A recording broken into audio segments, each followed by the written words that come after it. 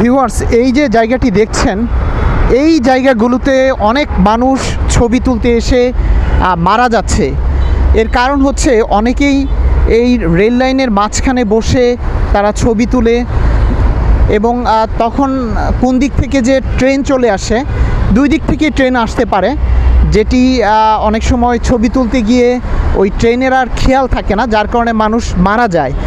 এই যে আমি যেখান থেকে আপনার এই ভিডিও করছি, আমি একদম রেল লাইন থেকে কিন্তু অনেক দূরে আছি, কিন্তু অনেকেই কী করে যে রেল লাইনের দৃশ্য তোলার জন্য এখানটায় এসে থাকে। এই কুড়িল বিশ্ব রুট এই এলাকাটিতে একজন বৃদ্ধ বলল, এখানটায় যিনি সবসময় থাকেন, যে প্রচুর পরিমাণে মানুষ অ্যাক্সিডেন্ট করছে এখানে এসে, কারণ জায়গাটা অনেক সুন্দর, চারপাশে প্রচুর পরিমাণ কৃষ্ণচূড়া গাছ রয়েছে।